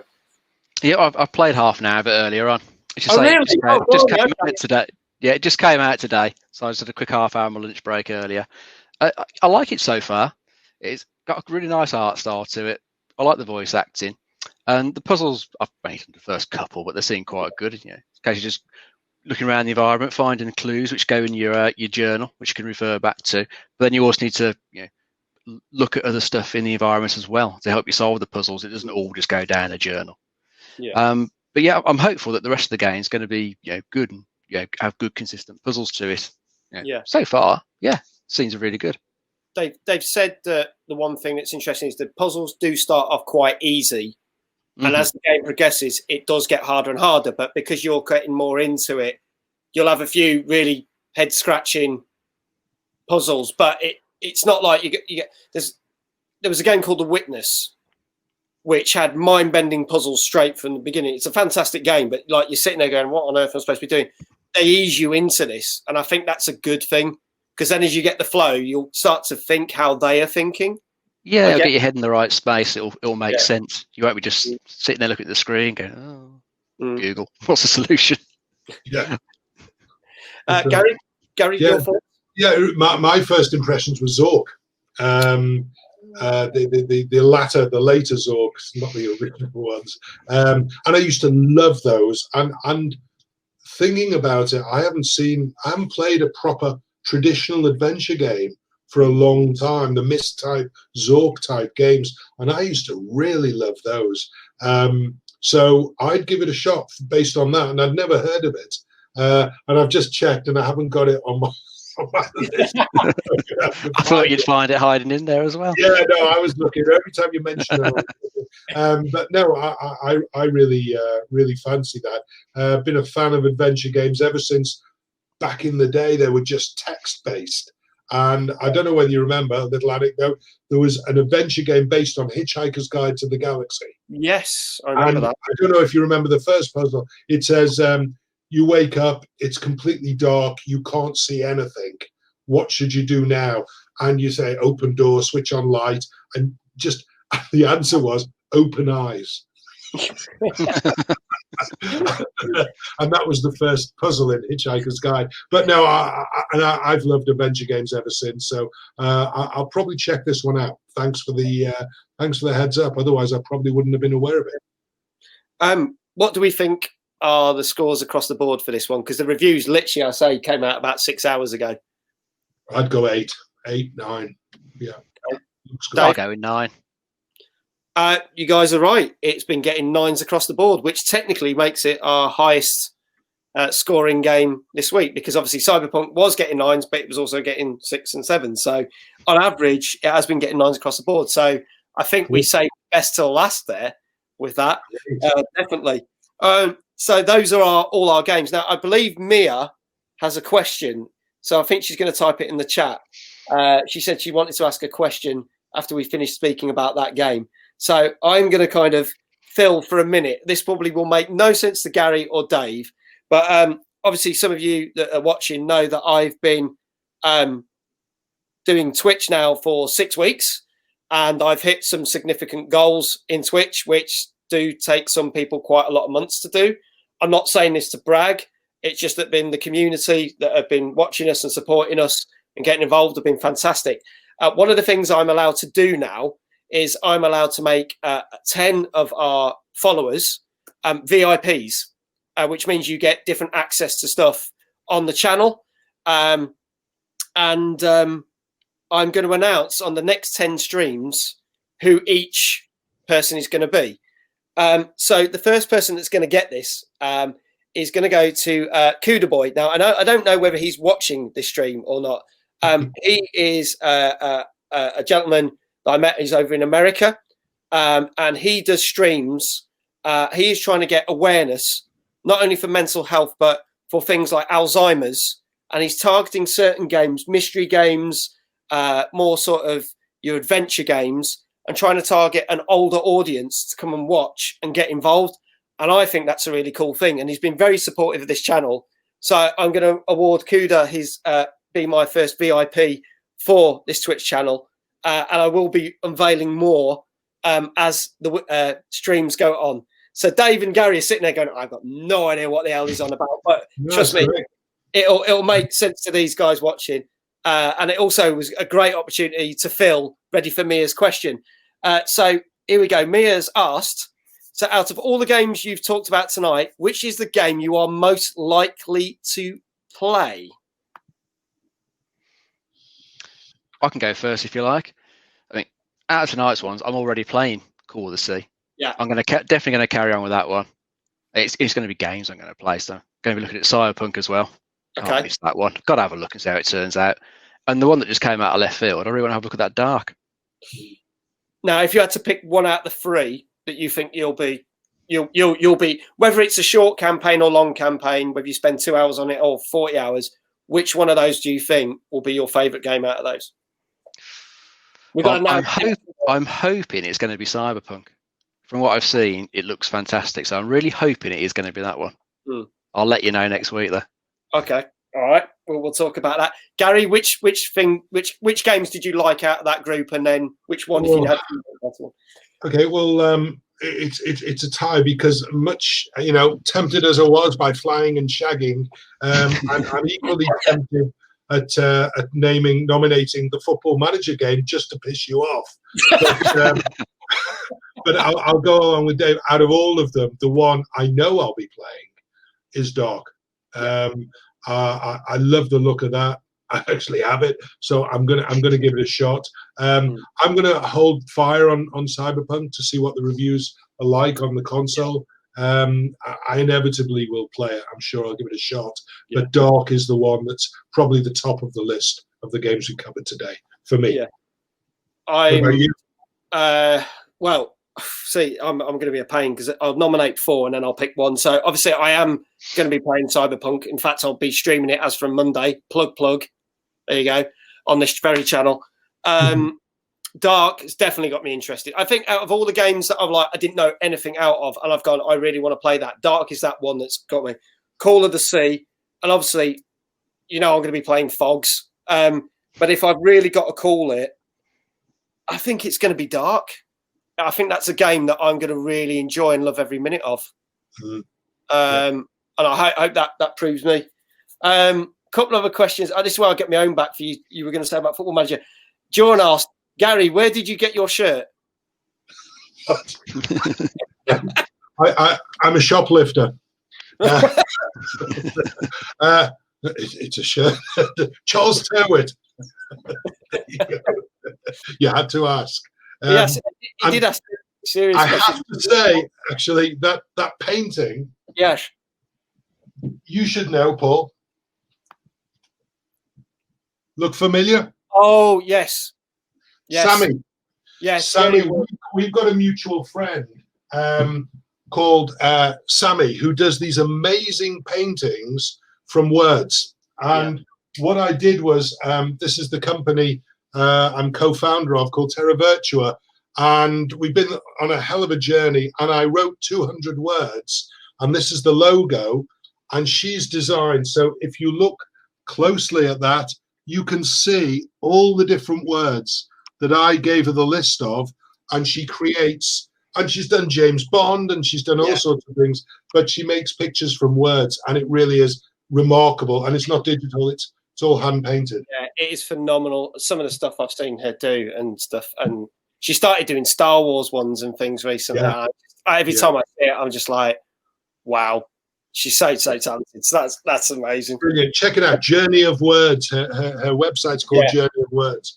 Yeah, she's really good.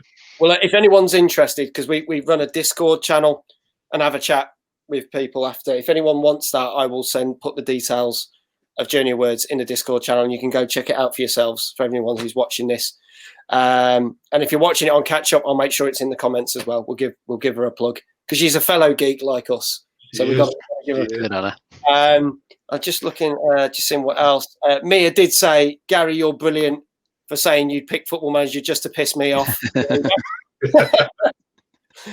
you go. Final news story. We're coming literally to the last few minutes of the show. So we've got one last news story, and then we're going to play this video that I think will end the show. Brilliant. So I will come back to your question, Joran, as well. So it has been announced that with the new Xbox, has been unveiled that you can now play PlayStation 2 games on the new Xbox through an emulator that's been discovered. And not only that, you can now play GameCube, Wii, and Dreamcast. And I think it comes through RetroArch emulator. And someone literally stumbled across this and then has been streaming saying, look, not even PlayStation 5 can play PlayStation 2 games. So a bit of na. You know, what are your thoughts on emulators? Because I've used some before and I love them, but there are some that just don't work at all. And do you think there's a call for it? Or do you think they should just let the software houses get the remakes out and remasters, etc.? Sometimes the software houses have died long ago, haven't they? So they can't. And with some games where the rights are lost somewhere in the system or owned by multiple people. So I think emulators are great. I've used a few in the past myself for like PS2 stuff that I can't play any of the newer consoles. It's simply not available on there. Yeah. So they've got their place. There's an enormous market. I mean, MAME is huge, and that's the old arcade machine emulator for PC. And there's such a big retro community who really want to play the old games originally as they were intended, and don't want to play remakes and upgraded versions. And there is a market for those people. And as Dave says, a lot of the companies like the one I was with Ocean, they've disappeared, and so have the rights to those games. So in a way, it's sort of preserving everything for posterity. The problem is that because they're done open source and by hobbyists, they're not terribly friendly. What we need is, and maybe Xbox is the solution, if they're offering emulators to these old consoles, an easy way to install and onboard, and then everyone's going to be happy. Awesome. I never had a GameCube or Dreamcast, and if it means I could try out games that I'd go back through the catalogue and go, I always wanted to play that, I would definitely give it a go. Yeah, I'd definitely give it a go. Of course. Joran had a question for Dave. Mm-hmm. He said, which online games do you like to play? Oh, at the moment, I'm playing Sea of Thieves that you occasionally pull, and Division 2. Sorry about that. Those are the only online games I'm playing at the moment. But in the past, I've enjoyed stuff like Left 4 Dead. I absolutely loved that. Yeah. Absolutely fantastic game. There's always been that rumour there'll be a third one, but I don't know. They've been keep teasing. There's been similar things, haven't there? So it's the room for it in the market, and you've got other stuff like was it the sniper, the zombie army one that you've been playing? That's a similar type of one, isn't it? That's 4 versus whatever, all those zombies. Yeah. It's just it is more fun shooting Nazi zombies in the bollocks. I do find. That's quite fun. They should call it that. Yeah, shoot Nazi zombies in the bollocks. Yeah. I think it was millions. I think we need to build a think tank and get. You should do. No marketing necessary. It does what it says on the box. Right. That actually, believe it or not, leads beautifully into what I'm going to show next. So we here. I can't believe how this segues, but trust me, it does. So we always try and show a interesting video of the week. This is technically not something new, but there was a couple of things that came up. We were talking about crossovers. That's come up on the shows, and we mentioned it again about crossovers games in today's show. We're going to, on next week's show, talk about some of our favourite games of the year. They might not necessarily been games that have come out. We are going to talk about some of the games that have come out this year, but we'll talk about games we have played, because obviously a lot of us have had a lot of time to sit around and play games due to this certain thing, the C word, we won't mention, because I'll probably get taken off YouTube or something. There's 2 games that came out literally on the same day back in March, and we have mentioned this. I have played a similar video when I was doing a run through of Doom Eternal on this channel. But on the same day Doom Eternal came out, Animal Crossing New Horizons came out, which are completely poles apart. However, they had done a number of things to make a marketing campaign so that people would get together, and loads of fans got together and make stuff. Now, this is actually from April, but I only stumbled on this week. So you'll see where the crossover bit of element and you also see where, you know, mutilating people is going to come across. So I'm going to play this video. I think it's absolute genius. So kudos to the people that made this. But this is an Animal Crossing video mixed with Doom Eternal. I have never seen anything like it. I'm bigging this up so much. I hope that everyone likes this. Here we go. Let's go with this. Life was quiet all around. Cute little island, nice and non-violent. But everything turned upside down when a new guy came to town. We got along, he showed me ways to craft and test things, background intestines. Said we could party at his place all the holidays. Just what I need! You must be the sweet! You're right on my mind, and only worth the line of friendship shows through two dimensions. Puzzle pieces, extension, fishing, big freaking guys, all yet together we are one. Always collide on eternal horizons. A wild ride, every turn is surprising. We rip and tear until it's done. And have some fun. Together we are.